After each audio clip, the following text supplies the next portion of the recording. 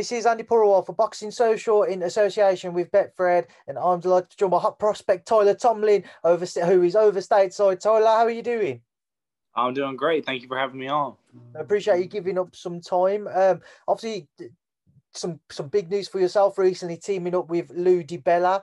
Just first and foremost, talk to me about that, Tyler. Kind of how much of a relief is it to have somebody like you, like Lou, come in, back you, and kind of start to guide your career from this point on? Yeah, it's huge because Lou, being as experienced as he is, he's got so many champions under his belt. He knows how to move a fighter at the right speed, which is something that, we were really looking for in a promoter. And he's put on some huge events in New York and things like that coming up. Obviously, he's got a big fight with Loma Lopez and Cambosis coming up, hopefully, in August. Hopefully that can all go through. But just an experienced guy that knows what he's doing and can move me at a pace that we really like and get me in some of those big fights I want to be in the next couple of years. So before we do kind of continue to talk about your career and what's next, just talk to me about the plan that Lou has decided to kind of map out for you. How does he see your career progressing? Yeah, obviously I've got a big local fan base. We've talked about wanting to stay local and bring some big fights to the Cheatham County and Nashville area. But obviously I have to branch out. I've started getting on some of these big undercards and stuff. And I think that's what's next for me, getting some of these higher level opponents on some big TV undercards. So I'm waiting on that. I'm ready for it. And me and Lou are kind of working on dates for when that can happen. You're obviously 11-0 now, 7 KOs. Just so far with your career, how would you assess it? Oh, yeah, I'd say everything's gone extremely well. I feel like we've been matched appropriately. Getting most guys out of there, my power continues to show, which is great. Matchmaking, obviously, I'm at a point in my career where it's continued to get more aggressive, a little harder, and move up through those rankings at a high speed because I feel I can get fast-tracked at this point just because everything's really starting to come together. I've got the power, I've got the speed. I just need to refine those skills a little bit, work on my boxing, and I'm right there at the top of my division, I feel like. Tyler, obviously you're mentioning kind of your power, but you have been 8 rounds already for somebody who's only 21. How key can that be for kind of your learning of the professional sides of boxing and what to expect moving forwards? Oh, yeah, definitely. Going those rounds, that's the best place to get experience. Don't get me wrong. You can spar all day long. When you get put in that environment with the lights on and the pressure's on you, that's where the real you is going to come out. So getting those rounds, going back, watching film and assessing everything that you're doing in there, that's the best experience you're going to get. Obviously, I hope to move to 10 rounds soon.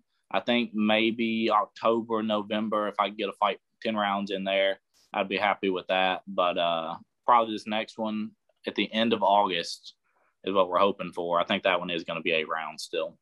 So obviously slowly but surely creeping up with the rounds involved with your fights. But how far off would you say you yourself feel you are from challenging for certain titles?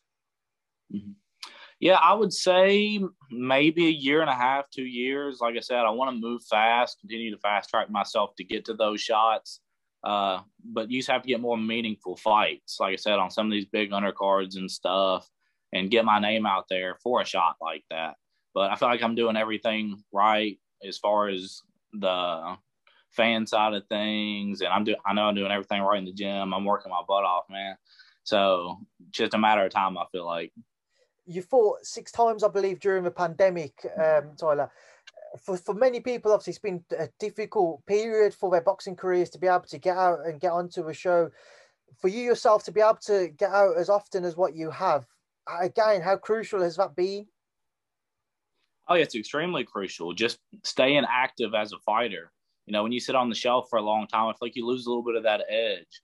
And I was very fortunate. I was probably one of the busiest boxers in the U.S. during COVID. I mean, goodness, fighting 6 times in such a short period.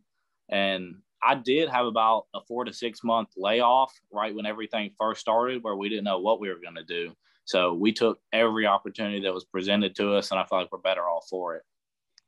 Just to kind of look at the super lightweight division, Tyler, how would you assess it at world level? There's some brilliant fighters. Oh, yeah, definitely. Guys like Josh Taylor, Ramirez, but obviously Zepeda. I want to move down to 135, though. So I'm looking at more of the Loma Lopez's, Lomachenko's, Garcia's, guys like that. Those are going to be my future opponents. Maybe when I get a little older, I can look at moving to 140 and stay in there. But at 135, I feel strong. I feel big for that weight class. So that's where we're going to be for the near future. So, I mean, just at 135 as well, you mentioned the likes of the Teofimos, Vasyl Lomachenko, who's still there. Ryan, Gervonta Davis can float back down to 135. Devin Haney, the list goes on, basically. You could have picked an easier division to say the least to try and win a world title in. Yeah, definitely. There are easier weight classes out there, no doubt. But I feel like I've got everything needed to fight in those kind of fights and win those kind of fights. Like I said, I just need a little bit of refining, work on my boxing, continue to progress as a prospect. And I feel like I can get in those fights, win those fights, and get those titles at 35. I mean, there is a lot of excitement about that 135 division. Just for you yourself at this stage of your career, when you do look at those guys that we've just spoken about, who would you like to see matched up next? There's a lot of talk about, obviously, I know Teofimo's fighting George Kambosos, but let's say Teofimo's successful there. We're seeing the talks again about a potential Lomachenko rematch. Obviously, you've got the other names floating about as well, Devin Haney. Just who would you like to see meet up and match? I want to see Tank Davis fight Ryan Garcia. I know they had talked about doing it for a little while, and then negotiations kind of fell out. And that's one's kind of coming back up on social media. People are starting to talk about.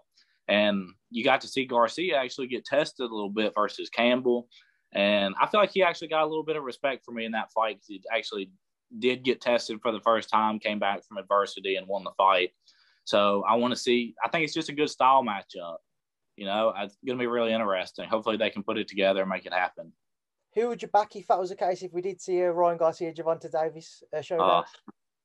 With the way Davis just looked, I've got to ride with him, of course. I speak a lot about Gervonta's patience. He's a very patient, intelligent fighter, and mixed with that power of his, it can be deadly. So that's what I'm going to be riding with in that fight. And then you've got the Loma Lopez 2 fight, which has been spoken about, like I say. But your thoughts this time around, if we saw that rematch, do you think we'll see a different outcome? That's a hard one to call. I mean, it's hard to beat Lomachenko once, and as intelligent of a fighter he is, a second time, I don't know what's going to happen in that fight. I think he will be less timid in the first 6 rounds of that fight. He was very timid because of Teofimo's power. I know there were talks about possibly a shoulder injury. So if Lomachenko comes back 100% and uses his intelligence, I think he can win that fight 100%. All right, Tyler, just before I let you go to enjoy the rest of your day and the beautiful weather out in Tampa, final word for obviously your fans, your followers, and for everybody new who will watch this interview and start to follow your career and your journey. What would you like to say to them? Oh, absolutely. Just continue to check everything out that we're doing. Hopefully I have a big fight coming up towards the end of August. Check out all my social media on Instagram at _Ty Tomlin, Twitter at _Ty Tomlin.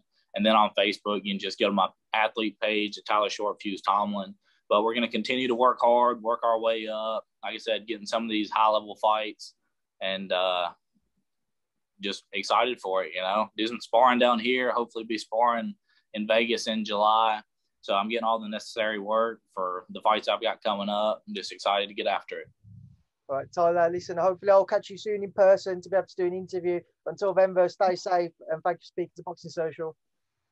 Absolutely. Thank you so much for having me on. It was nice to meet you, man.